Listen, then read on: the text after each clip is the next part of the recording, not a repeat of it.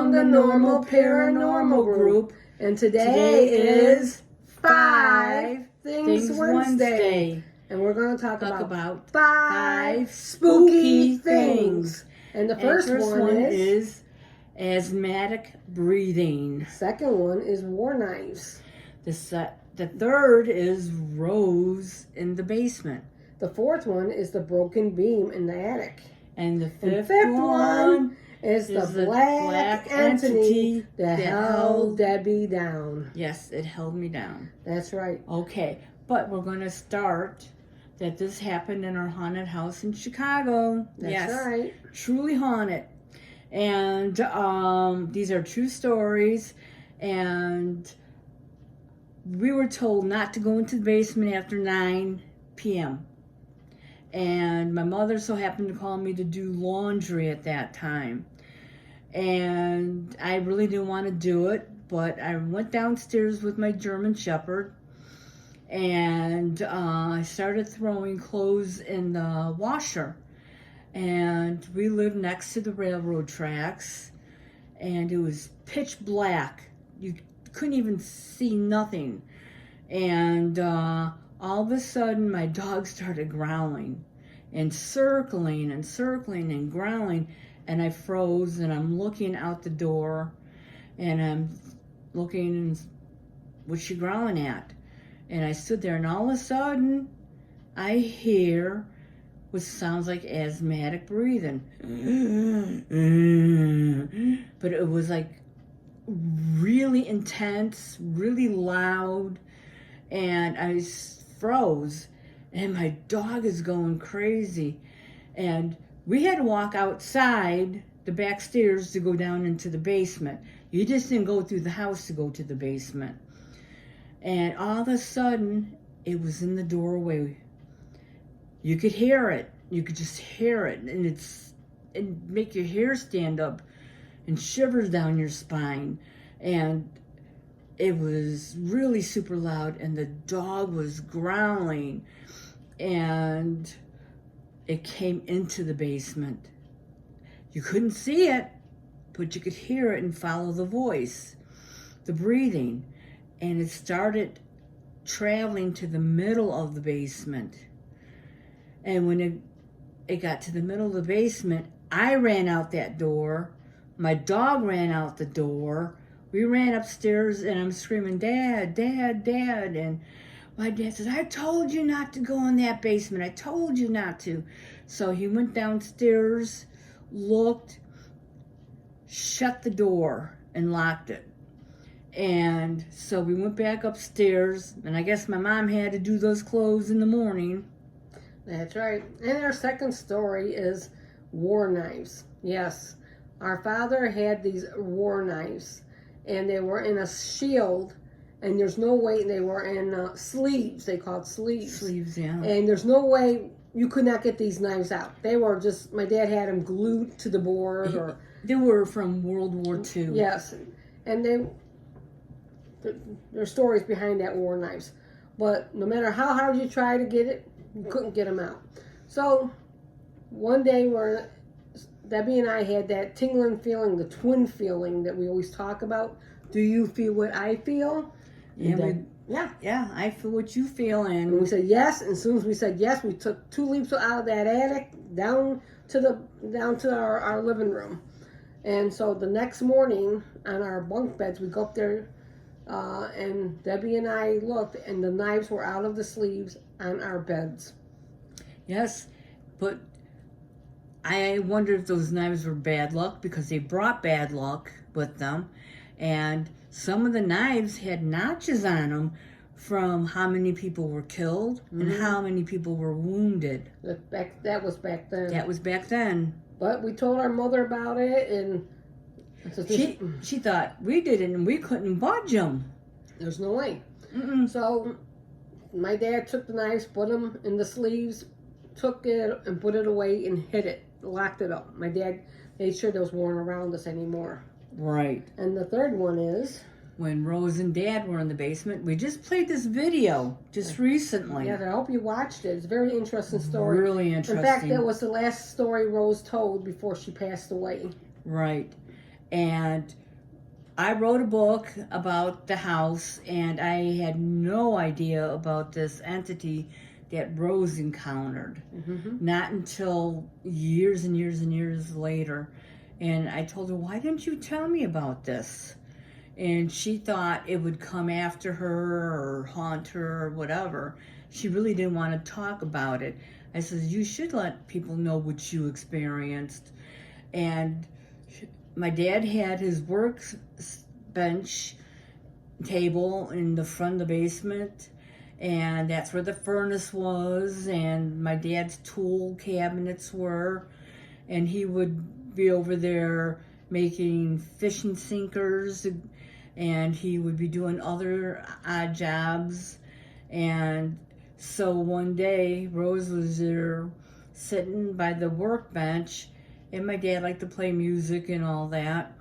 And so she says he dropped a can of beer. He had one can of beer.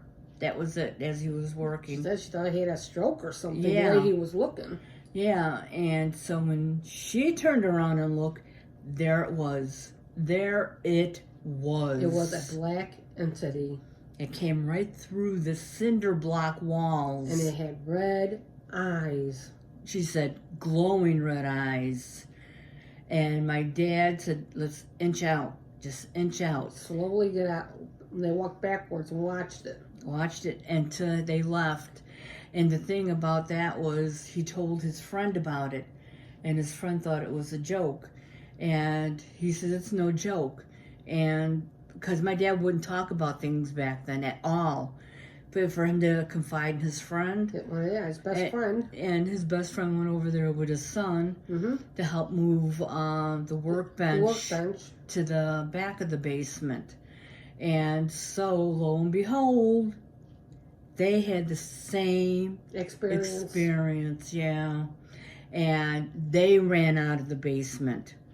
They wouldn't go in that basement. Nobody really went in that basement. That's why Rose stated in her video that my dad had big light bulbs, 100-watt light bulbs, just beaming down there because he didn't want to see that the entity when he entered there to go in the basement. That's why he says do not go in the basement after a certain time. So I don't know how those other people lived in that house during that time period. If they even experienced it, one will always wonder. We were the only family that lived there in that house for a long time. Decades. Everyone who lived there sold the house. One after another. About 1 year, they would sell the house. It's crazy because now we've seen the house. It's up for sale, and it's like you can't even recognize the inside of the house, and the front still looks the same as we were children, and it baffles us. Why did no one ever change the front of the house? It still looks ever since the 1800s. It's the same. Yes, it's crazy. So then we're gonna go. Also, like I said, you won't recognize the house. I'll have Sandy post a picture of what is a black mass that was taken by a photographer that didn't know they That's took right. it. I sent it to Shannon. The thing is, I sent it to Vargas. That's who it is. And I found it, and I went, oh my God, look at there it is in the hallway. And I says, it was like nobody went in the hallway because that's where our grandmother that was grabbed her arm and left fingerprints on her arm. That black mass there. And even though our mother was worried about going up in that attic after a certain time. Yeah, she was thrown from the top the stairs. Of the stairs. Lifted off the stairs. Right. Onto the landing. And unfortunately, we didn't even know this at the time, that she was pregnant. And miscarried. That's right. Yes. And so, evil entity. There's the ghost girls and the evil entity, and there's a woman in white that's there. She's there, and well, needless to say, they said one man hung himself there that lived there, and that baffled me and Debbie because there was this one broken beam we talk about. It went across the side of the attic on top, and it was pointed like pointing this way, but it was broken. Our father never replaced it, and we don't know why that was never replaced. Decades like that. Yes. Don't understand. He was supposed to go up there and rebuild upstairs, make closets for us, put drywall up there, decorate it. Right. He never did. It remained the same. Debbie and I painted it to make it look nice. Well, we tried. We tried to. So then we're going to go to one of our last stories, and maybe you guys, someone out there experiences themselves. Yes. And this is the black entity that actually held me down. Debbie down. Yes.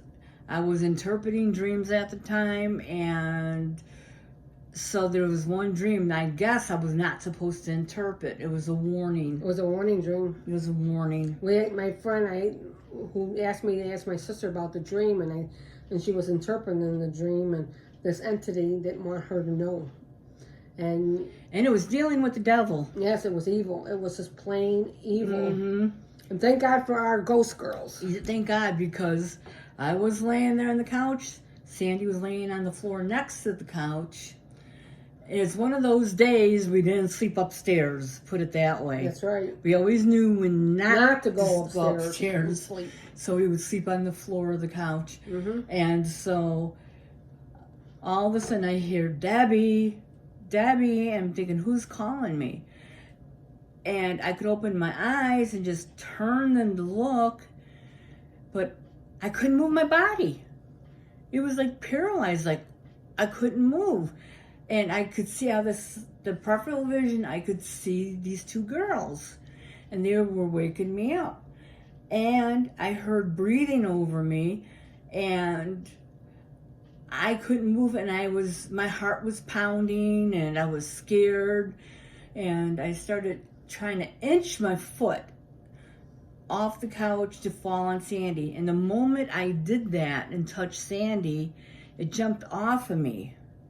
And it went by the front room window where the curtains are. Mm-hmm. And I seen this big black mass run across the curtains this way to the side hall. That's what I told you, that side hall, that black mass is there. Well, I should say front hall hall. Went up the stairs Mm-hmm. to that attic.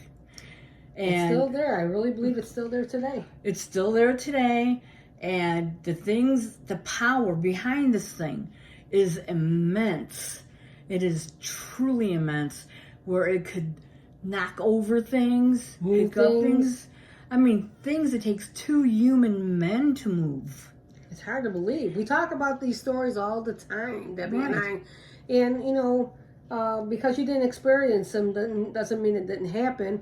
And for some of those people out there, and they'll say, it happened to me. I had a black mass coming. I was held down and I couldn't move. I was paralyzed.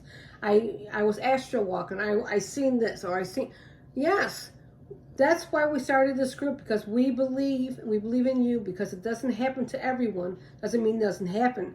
But for those who hear the stories, are very happy to hear that it's real. We're not alone. We're not alone. We're not We all alone. experience something different in our lives. And I'm glad that this group was started.